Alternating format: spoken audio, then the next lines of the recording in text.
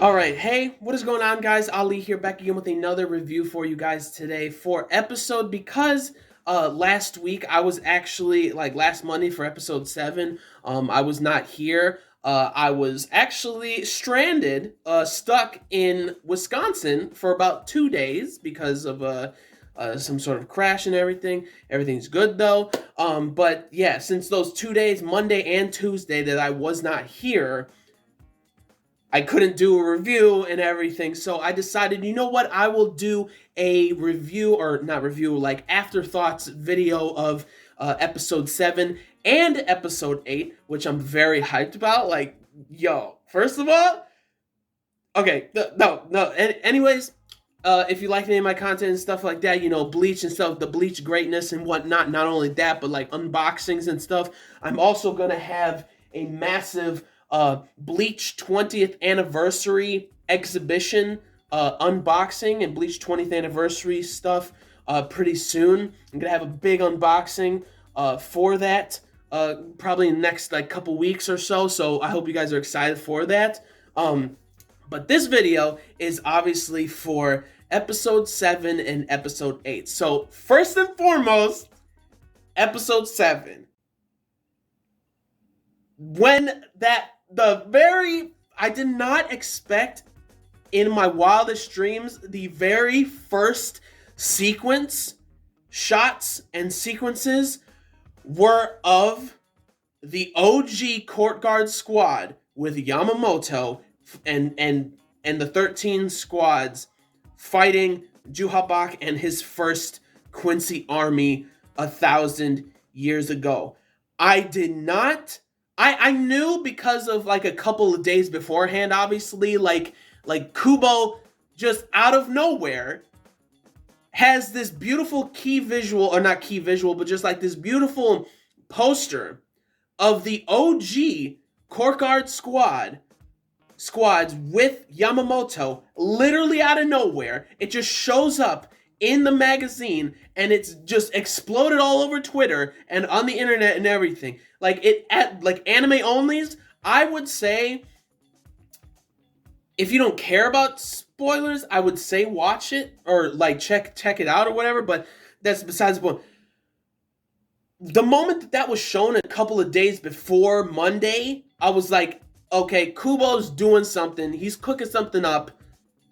This is not just randomly here for any like just because and whatnot. Obviously now we know it was for the very first sequence of episode 7, but also I can already tell that him finally getting all these designs down and everything, because in the manga he didn't really have like an exact design for the characters and everything. He had messy kind of silhouettes behind Yamamoto to indicate the OG squad, but there weren't any kind of specific outline of characters or anything like that, or just designs in general, because probably back then he didn't have an exact design for all of these characters. But this sequence, you are straight up seeing them, and even in that visual, that new visual poster of the OG squad that was in, I believe it was Weekly Shonen Jump or something, like full on designs of these characters and their names, actually, might I add you, somewhere on Twitter I think it was posted of like their names also and everything.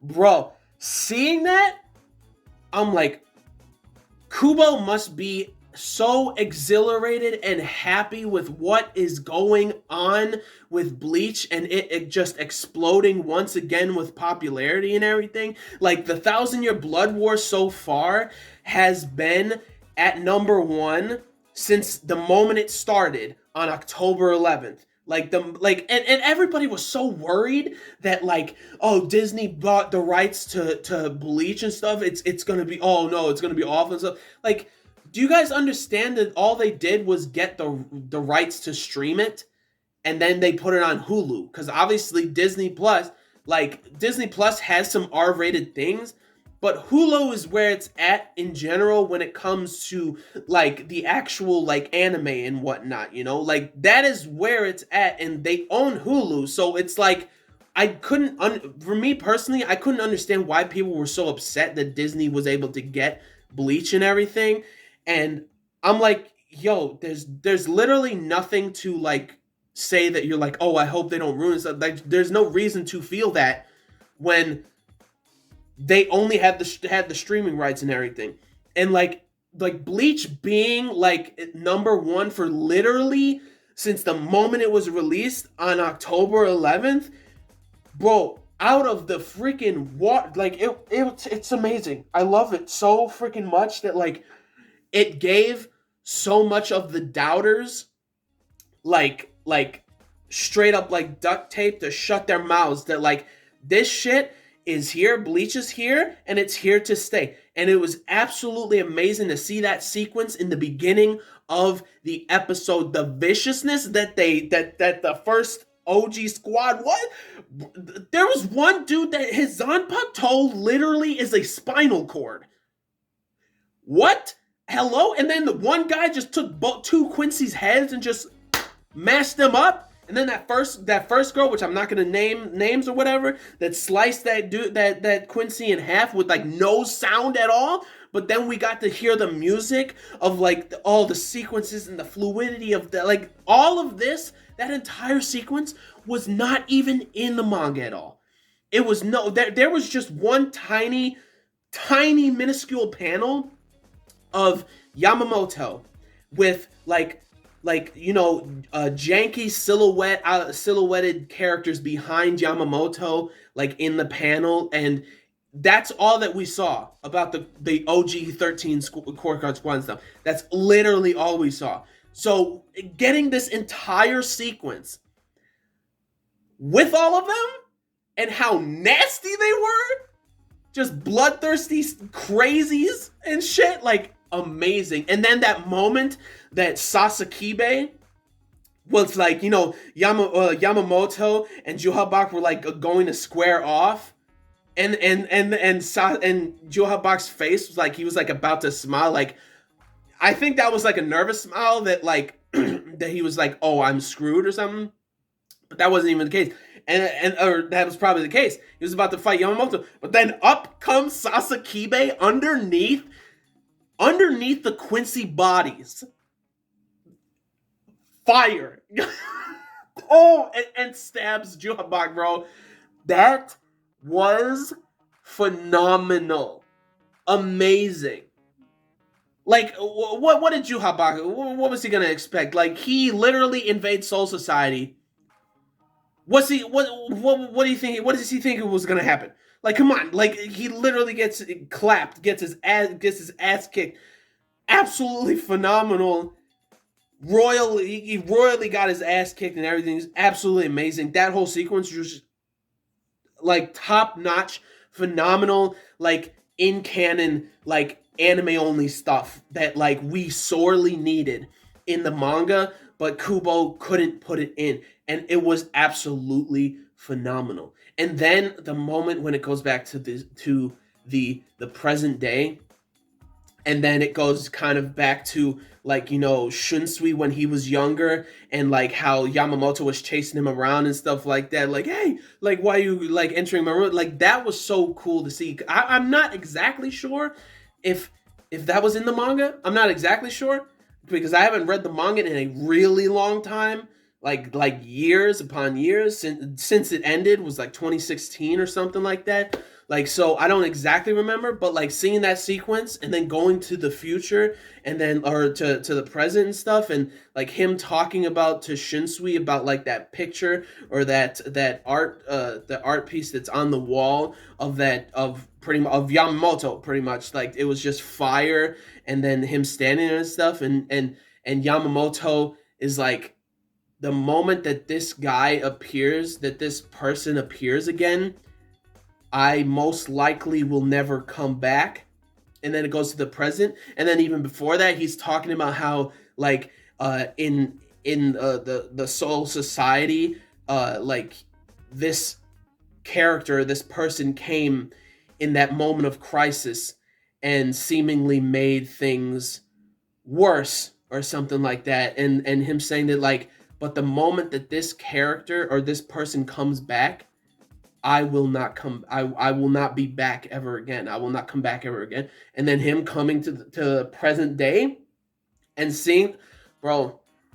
I read this chapter and I still was not ready to see Yamamoto being cut down from the chest to the waist and his body it like falling on the floor. Like I did not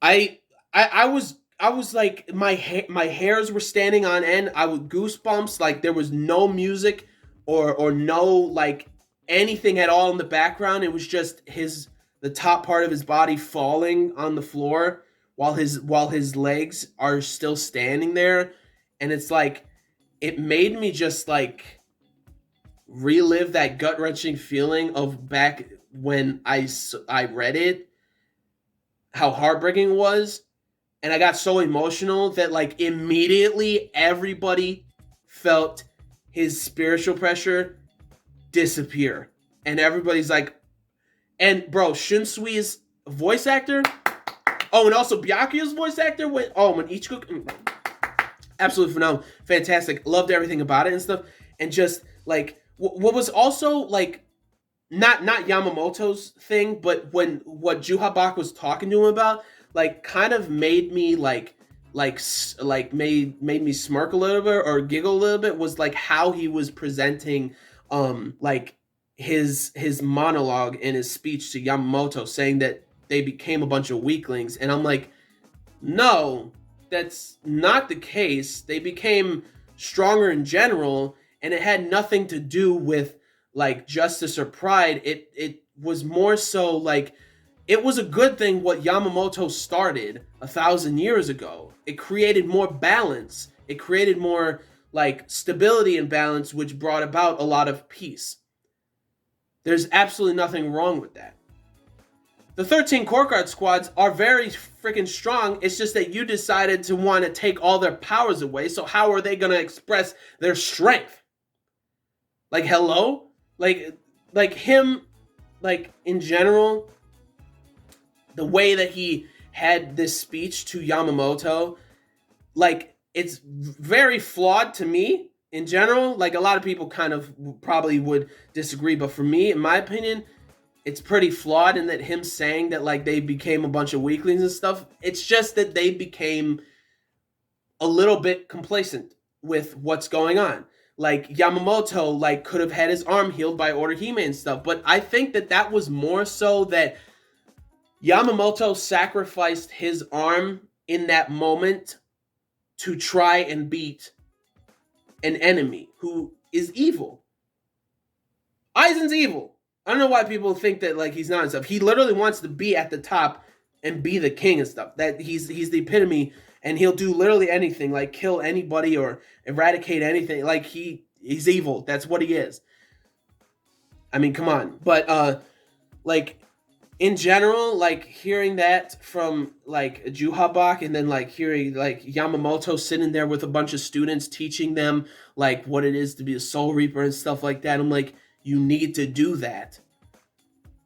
Like you need to, and Yamamoto being that like I feel like when Yamamoto sacrificed his arm, it was for a cause to defeat Aizen, and like he did it of his own volition.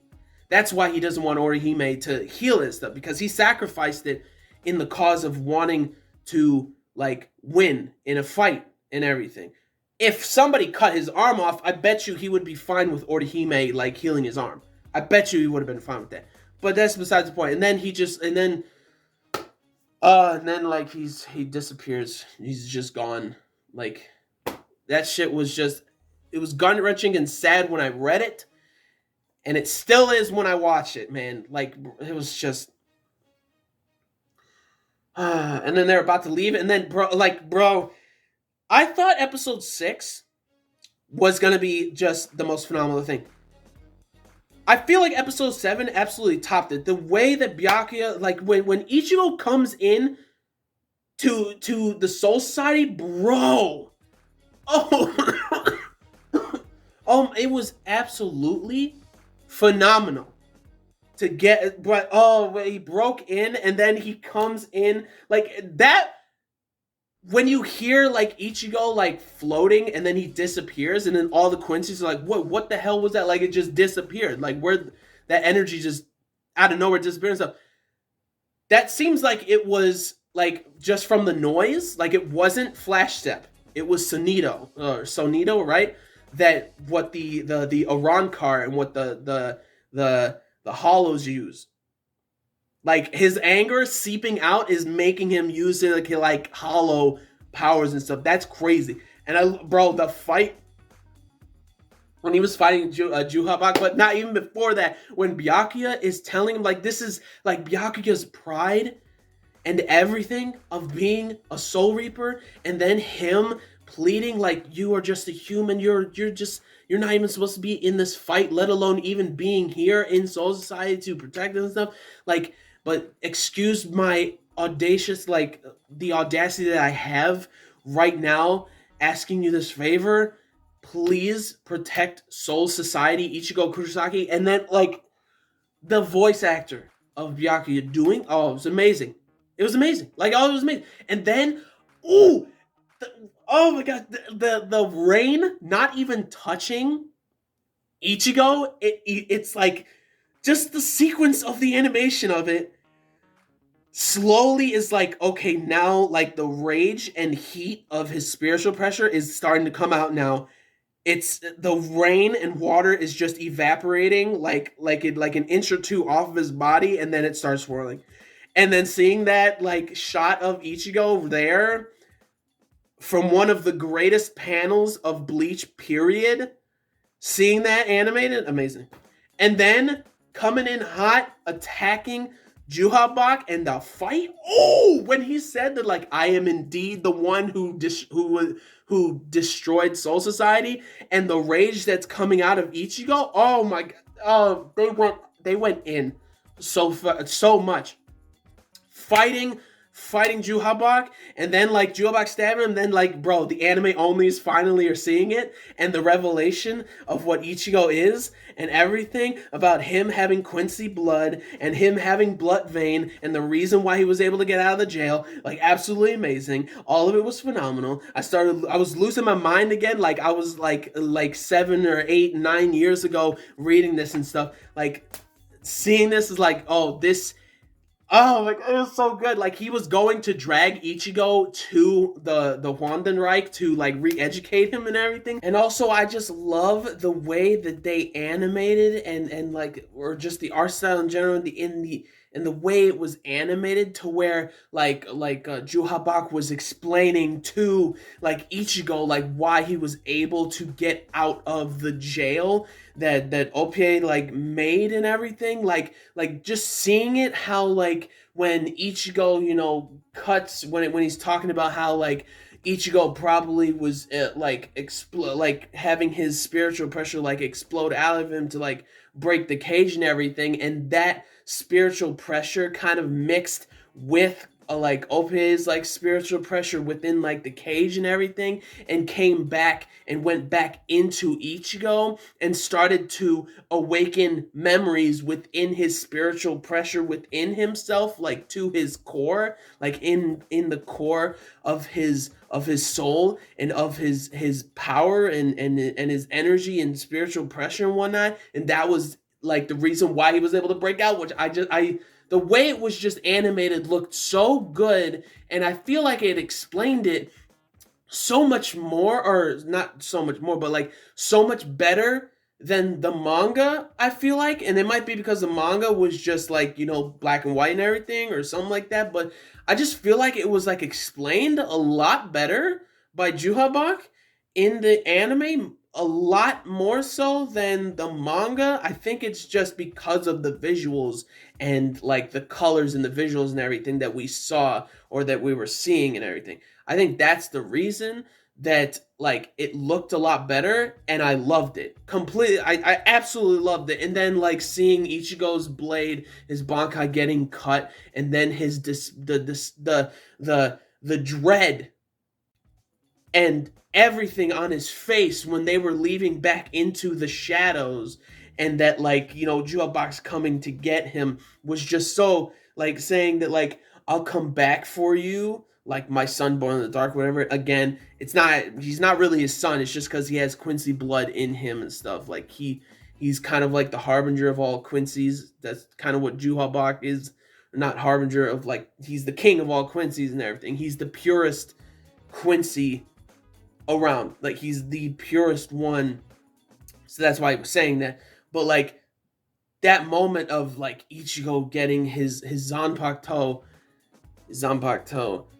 cut, and just the disparity on his face was just so heartbreaking. Like, it really was. And that was the end of pretty much like really the episode in general. Like, seeing that, and then him talking about like, oh, you don't even know anything about your mother and everything. Oh, bro, I cannot wait till we get the flashback. Everything but the rain is so, oh, it's the best flashback ever. Like, it's so good. And seeing all of this was absolutely phenomenal. This fight and everything. The fight was amazing. The revelations of the after the fight, when Juhabak was trying to get Ichigo and everything, but the blood vein was just like blocking everything, and and also he tried to do some sort of like off-brand planetary devastation on Ichigo, and it didn't work and stuff, and him using Getsuga Tensho on Juhabak, and it actually like kind of injured his entire arm and stuff. Like, bro, that was fire. I loved it. And then, like, you know, at the end when he's leaving, like, Juhabak's like, wait, I'm supposed to have time. Like, bro, Aizen coming in clutch for his Soul Society, bro. Like, just looking at Juhabak, like, he was able to screw with his senses. That, like, the time was already up and everything. Like, bro, it was amazing. Oh, it was so good. And then he's like, I'm going to come back for you, Ichigo. Like, my son born in the dark. Obviously not actually his son, talking about like Quincy. He's talking about like Quincy blood and stuff like that. So like the ending, phenomenal. All of it was so good. Like, I'm just, the anime onlys, bro, there's phenomenal stuff ahead, and I'm ready for it. And then the ending sequence, the special ending with all of the designs, character designs, silhouettes, and imagery of like the OG 13 core guard squads and everything for that ending theme, phenomenal. And just the art of them, but the art of Zanka no Tachi, like Yamamoto's Zanpakuto, like Ryujin Jaka, like, or I'm pretty sure it was Zanka no Tachi or whatever, his Bankai. But seeing that all that art is phenomenal, and all of it was so good. Amazing. A phenomenal episode, just as amazing, even maybe even better than episode 6. And we're only on episode 7. This is crazy. All right, now on to episode 8, Afterthoughts. Episode 8 of the 1,000-Year Blood War arc of Bleach. Let's go. Okay, so episode 8. Like, in the way that the pacing, what is going on, guys? Ali here, back again with another video. First of all, for Bleach, the 1,000-Year Blood War arc. This one, my afterthoughts for episode 8. It's like 5:30 in the morning right now, and I just, like, I finished watching it, I think at like 4:30 or 4:45 or something. Try to collect a little bit of thoughts before I started talking about this. Like, already seeing the Zero Division squad, like the squad of these 5 captains, who Ichibe, who is the bald guy, he's absolutely one of my favorite characters of the entire series of Bleach in general. His abilities are fire. All of their abilities are pretty freaking awesome and stuff, but at the same time in the manga, we never got to see like a lot of what they're capable of doing. Because time constraints and stuff, with Kubo being very sick and everything, he had to rush a lot of things, and I feel like the Zero Division itself is very much a specific part that he had to rush in general, I think, but not in general of like, like their powers, that it like in that aspect and stuff, except for Ichibe. Like his, bro, you got to see full on what he's capable of. You got to see a lot of what I believe her name's Shutenmaru, I believe, and she is bar none one of my favorite baby girls of Bleach. And like just when I saw her design at first, when I saw her in the manga, the first bro, oh my, and then the voice actress. When you hear these characters' voices after like seeing and reading the manga for so long, and then hearing all these characters have voices and stuff, absolutely amazing. And then like so many other characters, like seeing Kukaku Shiba again, like baby girl from day one of the Soul Society arc, like seeing her again with Ganju, and then those three other guys that were in front of him, like walking away. You know exactly who they are just from the silhouette. You don't need to see their face. We heard their voices. Ginjo, Tsukishima, and the guy who's obsessed with like time or whatever that died from the Fullbring arc. Like seeing them, seeing all this stuff it's just so cool. But anyways, like just from the beginning itself, let's talk about it. Like Ichigo, like waking up. They're all like waking up and everything. Like the Squad 4 is out there trying to get everybody who's injured, like right to straight, like pretty much straight to the ER, fixing them all up and stuff like that. Ichigo's there with first aid and everything, which is kind of funny because he's like, "No, I'm fine." It was like, "No, you're not fine. Like you're just from those injuries. I need to check you out to make sure you're okay and stuff." And like really, I just felt like so. I felt so sad for Isane when she was talking to Unohana, like saying that like if we were able to go out there and save, we probably would have saved a lot more people. And then Unohana saying that like Isane, don't let your feelings cloud judgment and your actions. Don't let those feelings cloud your actions and stuff. Whatever, and then Unohana saying like whatever you do not leave under any circumstances the Squad 4 barracks. Never. And those were the final orders of Captain Commander.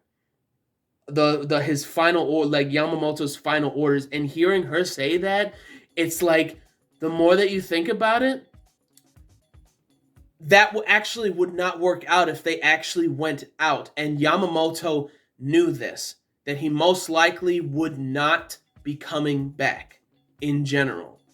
So to see that, her saying that, and you think about it more, that like they are the medical core, the healing core of Soul Society. If any of them tried to come out and help out with what's going on and stuff, they would have been done. They all like, except maybe Unohana and Isane or something, they all would have been done, and it would have actually been a million times worse than what it is now.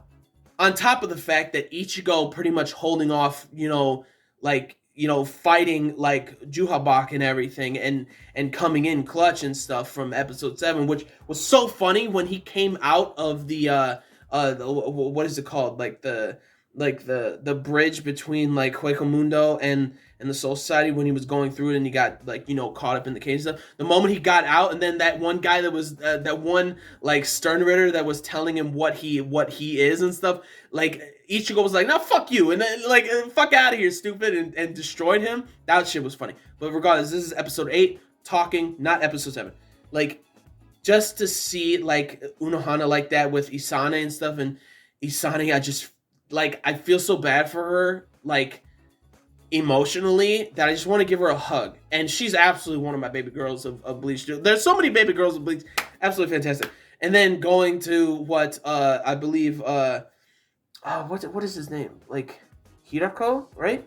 I keep forgetting his name. I don't know why, but the guy with the yellow short like cut hair and kind of like the weird like buck teeth or whatever, that's friends with Ichigo, who's a captain now, like talking about like if Ichigo was not there, everything would have been a million times worse. A million times worse. Like the reason why like the leader, the Quincy King, Juhabak, left, is because of Ichigo and the way that he just went at him and stuff, like the rage and everything and fighting and stuff.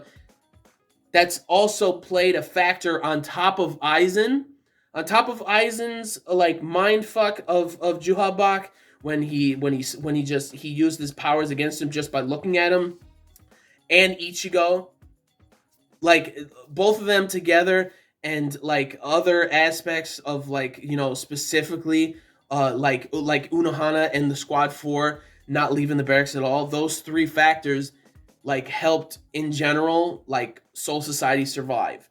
Right, like that is something that's very important. And then just to see all the captains like in like the captains like hall and stuff, them standing there and everything, and like just to hear that like they couldn't find Yamamoto's body, like there was nothing like that.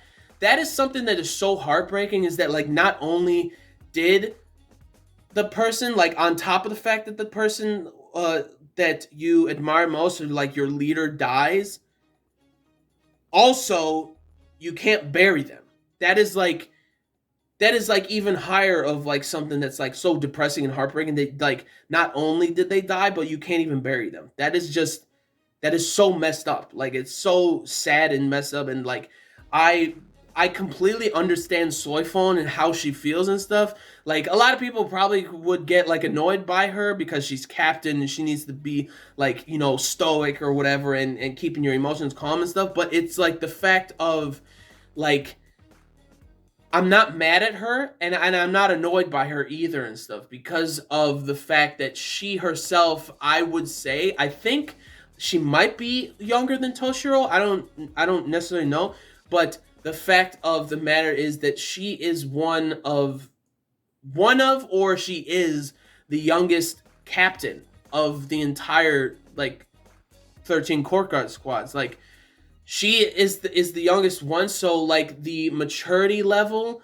like is at that point of like very like understandable with how mad she is, and like are like yelling at the guy saying that like get out, like why are you like we're like grieving right now, like do you want to like tell us even more news like of like such like sad news or whatever, like getting angry at him. And then like Komamura like yelling at her saying like don't presume that you're the only one who is angry and wants to scream out right now to Soifon, which I this is crazy, but like for me, when Komamura was saying that to like Soifon, like that aspect, like I feel like that scene was a lot more intense, and just a lot more intense in the manga than in the anime.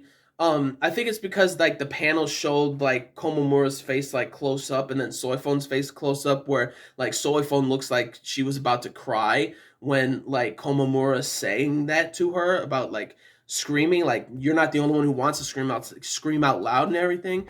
And then you got Shunsui coming in saying like, "Hi, already calm down and stuff." The 13 court like his speech of like the 13 court guard squads aren't here to grieve the deaths and everything, like, or to like mourn and whatnot. Like we are here to protect the Soul Society.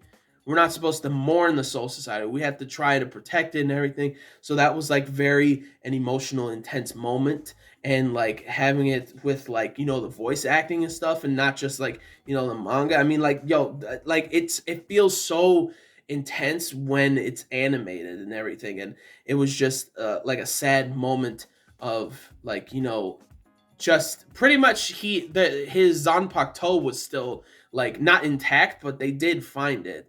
Um, and that is what was like left behind.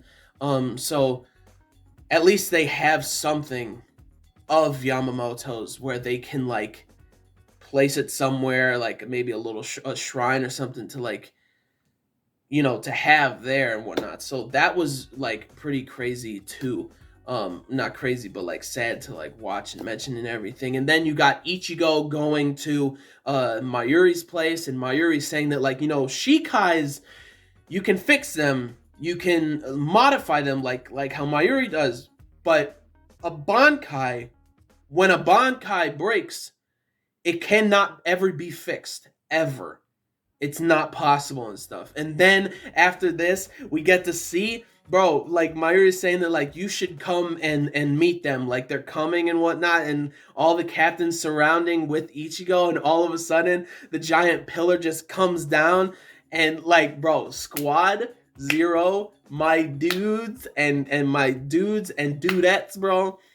Shutenmaru is my absolute favorite, and their banter, Mayuri and her like banter was so funny and everything, and like I love the way that it's like they're not straight up goofy, they're just a little bit silly. And then you got I believe the guy with the giant pompadour, like him being right in front of like Unohana, being like, yeah, like talking about how like she like talking about her healing, like her healing like abilities and stuff like that. Are you using the stuff that I taught you and everything and stuff, and like the interaction was a lot of fun and everything. And like seeing this already, not even with the first core finished, with all of like Squad Zero interacting and stuff, and then you got Soifon like, you know, being angry with them, and then like all of a sudden the guy with the, I keep forgetting his, the guy with the pompadour, I keep forgetting, but I'll remember, I'll keep remembering it like as the series keeps going on and stuff. But like him going right behind like Soifon, and then for some reason when he did that, like how fast he was, and then she's like, what the hell was that just now? And so it was like it wasn't flash step or something, but like when he went behind her, it sounded like thunder or something. That was great. Like the sound effect was insane. Like I didn't expect that type of sound effect from that. I didn't. Like it was crazy. Like it was awesome too. And then his speech with Soifon putting her in her place, being that like, we are here, the Zero Division are here to protect the Royal Palace. The 13 Court Guard squads are here to protect the Serete, and clearly you didn't do your job. What kind of person cries and asks for help when they don't do their job right like this? He's so true, but I also feel a little bad for Soifon because she constantly keeps getting put in her place. But like seeing that interaction, which I really liked in the manga, seeing in the anime, fantastic. Everybody's voice actors and actresses are just fantastic and everything. Especially Shutenmaru, she is baby girl. She's at least top 7 or something for me. Like at least top 7 or whatever. And her interaction with Mayuri is hilarious and everything. That like it seemed like she was part of actually the like research and development and stuff, like before, like I believe Kisuke and Mayuri and whatnot. So that was really cool to see their past and everything.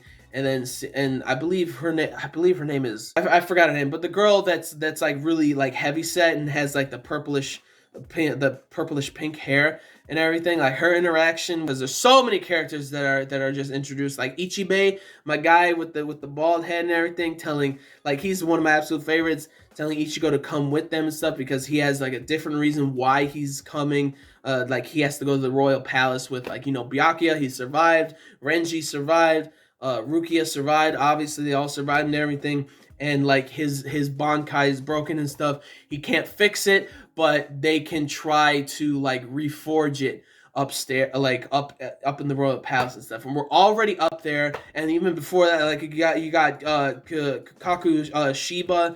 Like she, like seeing her again was awesome, and seeing Ganju again was awesome, and then seeing the three execution members, like Fullbringers, like their souls were actually brought into the Soul Society and stuff, and she saved them from the, like, took them in from the Rukon district, and everything was so cool to see that. I can't wait to see more of them. It's so great and everything, so I loved it.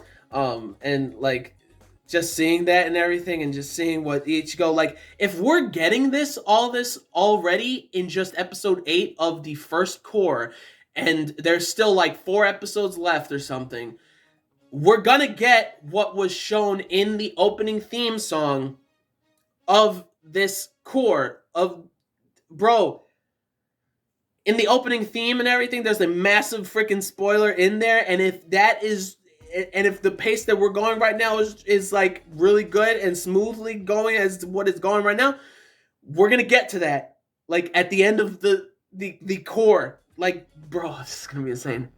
It's gonna be crazy. Like, I'm so ready for this. Like, it's gonna be so good. I'm hyped and excited and everything. And then at the end, after the credits, just seeing the Soul King, bro, encased in that giant gem, like the first of all, the colors are phenomenal. The sequence of it is phenomenal, and the sound effect of it is phenomenal, of like the Soul King kind of like awaking, like waking up and everything, and Ichibei like feeling it, like, oh, you're awake, the Soul King. Like hearing, like just seeing, like it was so good. Like it looks so amazing, so much life into it. Like it just, I might like it more, that just panel in the manga more in the anime. Like it just looks so good. So it's, all of it's amazing.